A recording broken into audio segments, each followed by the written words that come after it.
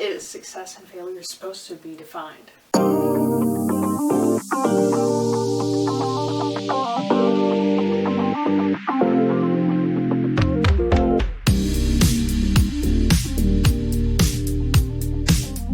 Hey guys, I'm Sarah. Welcome back to my channel. And today I'm going to be talking about something I find very, very interesting to discuss and something that I'm very passionate about, and that is the importance of our words, especially when it comes to defining success versus failure and what that actually means in our lives. This video was inspired by a recent video made by Kate Kavanaugh. I will link it down below.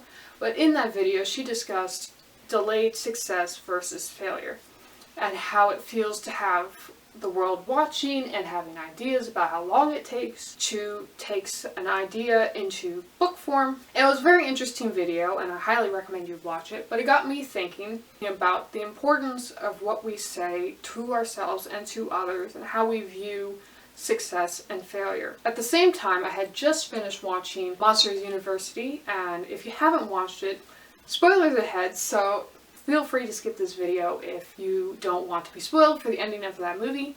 But one thing that struck me at the ending was how Mike and Sully went about achieving their dreams. And if you've seen it, then you know that they didn't get to go through all of Monsters University. They didn't get to go through the degree program or whatever. They got kicked out of school. And for many people, this would be devastating. This would be the end of their career as they knew it before it even began. And I find it very interesting what they ended up doing, and that is they decided to work in Monsters Inc.'s mailroom. And for many people, that would be considered a failure. And instead, they continued working in the mailroom, and then when other job opportunities in that company arose, they seized those opportunities. They continued working up the ladder. They didn't balk at it, and eventually they did get to become scarers, and they got to achieve their dreams. It just wasn't the way they had initially planned. They didn't get to go through the degree program. They didn't get to, be a top scarer or whatever. They didn't win the competition. But they did end up becoming a scare team. And that was their dream. They had to work harder, they had to be creative with what they did in order to achieve that dream, but they did end up becoming a scare team. And I find that very inspiring, especially as a creative, because that is often how we have to go about our dreams of being published or, whatever, having our work seen by the world. A lot of times, we have to just start in the mailroom. We have to start at the ground zero and work our way up. And a lot of times that's no fun. A lot of times it's very long and arduous, and it can be daunting and at times disappointing when we feel like we should be making more progress faster and we just aren't.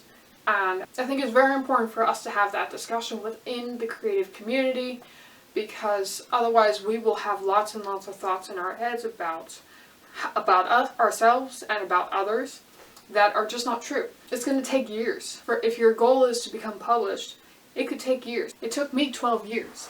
And for many people, that was disappointing. They would ask me when they would see me and they'd be like, hey, have you published a book yet? Are you done writing that book? Are you still writing that book? And a lot of times when I would be like, yeah, I'm still writing that book, they'd be very disappointed.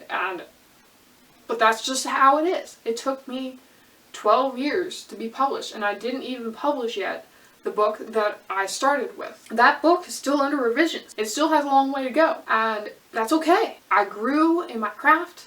I learned a lot about the industry that I wouldn't have known 12 years ago because I was a youngster then, and I'm really thankful I didn't get published 12 years ago. That would have been awful. The stuff I wrote back then is not what I would want my name on now as an adult. And I feel like we need to talk about this because I don't consider those 12 years a failure. I consider them a success because I learned so much through that time about the writing industry. And the interesting thing about the creative realm is the fact that you don't necessarily need a college degree for it. You just need to be hardworking and you need to persevere, and you will reach your goals if you continue working hard towards them. And that's very important for us to talk. It will take years years, and that's fine. You're not a failure for it. You are succeeding every single day. And another thing that struck me about Sully's and Mike's circumstances is that they were cheerful the entire time. They, had a happy attitude. They were excited to go to work even when it was in the mailroom or doing the trash or whatever. They were excited to do it, even though it wasn't being a scare team. It wasn't what they had initially decided they wanted to do.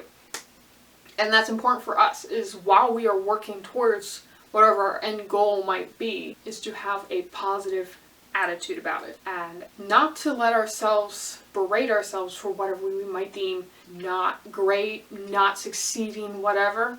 We should instead be positive about what we're doing in our work. So all this to say, I feel like we need to start redefining what failure looks like. What is failure really? It's not taking 12 years to publish a book.